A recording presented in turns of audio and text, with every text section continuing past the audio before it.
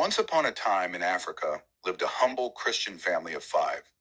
The parents were devoted to teaching their children the power of faith, the importance of prayer, and the undeniable truth that everything comes from God. The eldest daughter, Rebecca, was special. Ever since she was a child, God spoke to Rebecca when she was just 12 years old. He said he wanted to use her. She agreed and made a vow that she would serve God for the rest of her life. She would tell anyone who would listen that she wanted to serve God for the rest of her life. Rebecca had made a vow to the Lord, a promise that she kept writing in her diary until she gets 26 years old. She wanted to become God's servant, using her life to uplift others, to preach, and to heal. She had such strong faith that nothing seemed impossible for her. When you make a vow to God, he never forgets. Ecclesiastes 5:4 warns, when you make a vow to God, do not delay in fulfilling it. He has no pleasure in fools. Fulfill your vow. Rebecca had forgotten the vow she had made to God.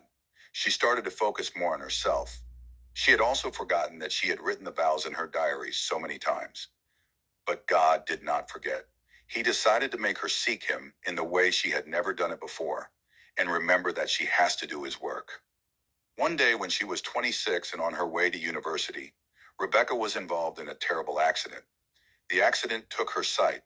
Her world turned to darkness, and her life took a turn she never could have anticipated. Rebecca's days of studying, dreaming came to a sudden halt. For 3 long years, Rebecca could do nothing.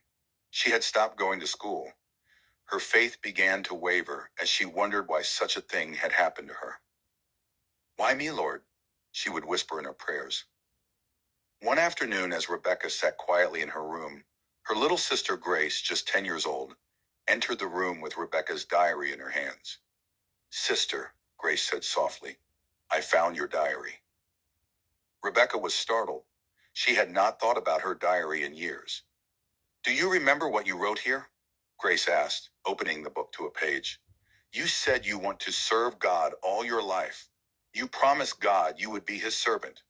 Do you remember?" Tears welled up in Rebecca's eyes. She had forgotten.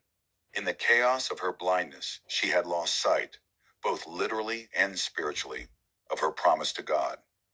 "I remember," Rebecca said, her voice trembling, "but how can I serve him now? I am blind."